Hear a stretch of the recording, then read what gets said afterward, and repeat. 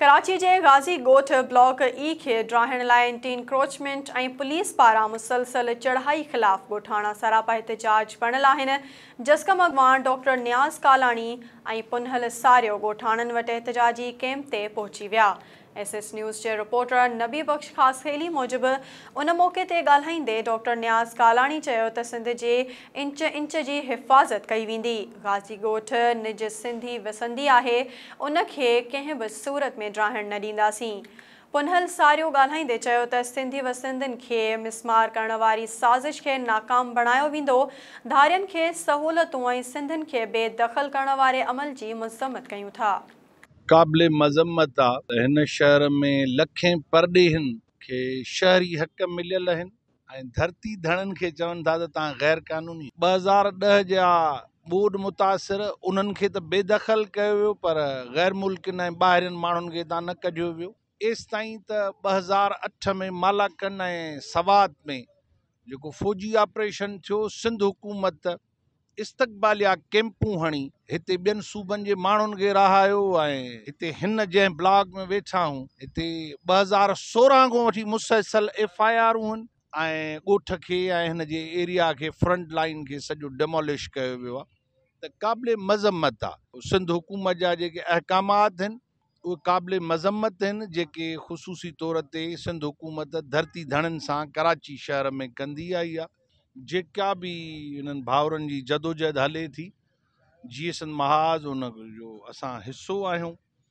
ही जेका सूरत हाल आहे त वज़ीर आला थो चए त भई घणमार इमारतूं हिन शहर जे लाइ माहौलियाती तबाहीअ जो सबबु आहिनि ऐं मुख़्तलिफ़ एरियाऊं जेके कमर्शियल कयूं वयूं उहे हिन जे लाइ तबाही जो सबबु आहिनि, पर असां जेके माण्हू हिते आबाद थिया आहिनि तिन खे बेघर न कंदासीं। पर वाज़िह तौर ते कराची शहर में मुसलसल पुलिस आंसू गैस थी हणे, औरतुनि खे तशद्दुद जो निशानो बणाए थी ऐं 50-50 मोबाइल हिते काहे अचनि था, शेल हणनि था। छा वज़ीर आला खे ख़बर कोन्हे? सिंध जो चीफ एग्जीक्यूटिव एॾो लाइल्म आहे त हुनखे नस्ला टावर जी त ख़बर आहे, पर हुनखे गाज़ी ॻोठ जे हिन ब्लॉक जी ख़बर कोन्हे त हिते मुसलसल पुलिस जूं चढ़ायूं थियूं थियनि। मुंहिंजो क्लियर मौक़िफ़ रहियो आहे त भई कंहिं बि सूरत में ही कंहिं बि सिंधी माण्हू जो घर रहण कोन ॾींदासीं।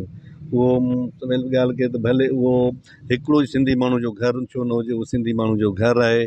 सॼी सिंध खे असांखे उनखे बचाइणु खपे। हेॾो सारो गाज़ी ॻोठ ब्लॉक ई आहे जंहिंखे मुसलसल तक़रीबन 1 महीने खां वठी उनखे ड्राइण जी कोशिशि थिए पई ऐं तमामु घणो नुक़सानु थियो बि आहे। अञा बि हुननि जो आहे त असीं सॼे ॻोठ खे डिमोलिश कयूं। असीं इन शइ जी शदीद लफ़्ज़नि में पहिरें ॾींहं खां मज़म्मत कई आहे, दोस्तनि सां गॾु बीठा आहियूं। मुसलसल हिते ॼणो हालत जंग में आहियूं। 15 ॾींहं थी विया आहिनि, असां सुकून जी निंड न आहियूं। FIR मथां FIR बि कटींदा वञनि था, राति जो गिरफ़्तारियूं करण बि अचनि था, हिकिड़े पासे लालचू ॾियण बि अचनि था। हाणे इहा था लालचू ॾियनि मुख़्तलिफ़ पंहिंजनि इशारतनि जे मार्फत त असां जेको आहे ॻोठ में कोन वधंदासीं, असीं सिर्फ़ु ही कमर्शियल पट्टी ते जेको आहे ऐं असां था ॿुधायूं त बाबा कमर्शियल पट्टी का सोसाइटी कोन्हे का, ही ॻोठ आहे। हीअ ॻोठ जा अॻियां दुकाननि पोइ फैमिलियूं थियूं रहनि, हिकिड़े माण्हू जी बि कोन्हे का। हिते मुख़्तलिफ़ कंहिंजा जेको आहे 2 दुकान, कंहिंजा 3 दुकान, उन्हनि जे पोयां हुननि जूं फैमिलियूं थियूं रहनि। सिंधी माण्हुनि जूं ज़मीनूं नीलाम कयूं थियूं वञनि, कॾहिं बहरिया जे नाले में, कॾहिं मलीर एक्सप्रेस वे जे नाले ते, ऐं कॾहिं वरी एजुकेशनल सिटी था ठाहियूं। एजुकेशनल सिटी था ठाहियूं ऐं ठाहींदासीं सिंधी ॻोठ। इहे सभु मरहला पाकिस्तान पीपुल्स पार्टी जे दौर में था थियनि, जिन खे असीं वोट ॾियूं था ऐं वोट हिकिड़ो सर्टिफिकेट आहे त हीअ असां तव्हांखे सर्टिफिकेट था ॾियूं त तव्हां असांजे मिल्कियतुनि जो, असांजे जान ऐं माल जो तहफ़ुज़ कंदो, उन जो हिकिड़ो सर्टिफिकेट आहे, उहे असांखे ॾियनि पिया।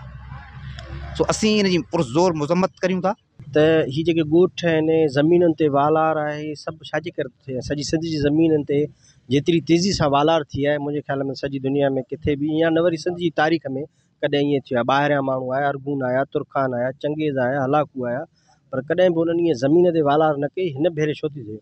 उनजो वॾे में वॾो सबबु इहा आहे त हींअर पाकिस्तान जे अंदरि जेके बि हुक्मरान तबिका आहिनि, जेके बि आला इदारा आहिनि, उन्हनि जो सभ खां वॾे में वॾो कारोबार जेको आहे उहो प्रॉपर्टी जो आहे। हींअर वॾे में वॾो जेको बिज़नेस आहे उहो इन्हनि जो आहे। तंहिंजे करे जेके माण्हू सिंधी माण्हू जेके बेयारो मददगार थी पंहिंजी महिनत सां 10-10 साल 20-20 साल 15-15 साल कराची में कमाए, नंढो कचो कखाओ घर ठाहे, DC खां अप्रूवल वठी ऐं उते वेठा, त हाणे वरी उन्हनि ते नज़र पई आहे हिननि जी। इन क़िस्म जूं जेके आहिनि हरकतूं उहे सिंधी आबादियुनि जे ख़िलाफ़ु थींदियूं रहियूं आहिनि, पर बुनियादी ॻाल्हि हीअ आहे त हिते माफ़ियाज़ जो राज आहे ऐं पोइ उन माफ़िया खे तव्हां उज़ेर जी माफ़िया चओ, लियारी गैंग वार चओ, इवन ज़रदारी माफ़िया, हे छा आहे?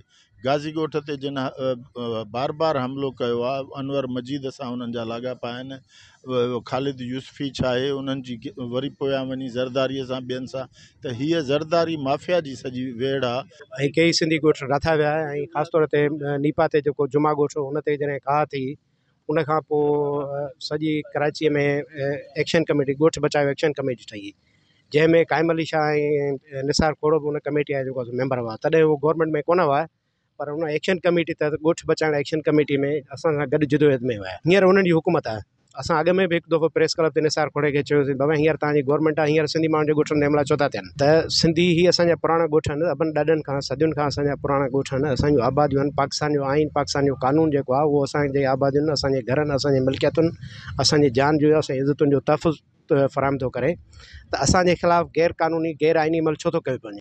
महसूस थियो त कचूं आबादियूं सिंधियुनि जूं न, कचूं आबादियूं धारियुनि जूं, अफ़गाननि जूं, बर्मियुनि जूं, बिहारियुनि जूं, उन्हनि खे छाकाणि हथी कोन था लाहिनि, उन्हनि खे लीज था कनि। हाणे असांजूं 40-50 सालनि खां ठहियल ॻोठ जेके पंहिंजा ॿार बच्चा हिते विहारे वेठा आहिनि रोज़गार जे बहाने सां, घर ठही विया आहिनि वॾी महिनत खां पोइ, उन्हनि खे ओचितो अची चवनि त बाबा तव्हांजा घर नाजाइज़ आहिनि, कब्ज़ो आहे तव्हांजो, तव्हां पंहिंजा घर ठाहियो। असीं सम्झूं था पिया त इहो ज़ुल्म आहे, ॾाढो मुड़सी आहे।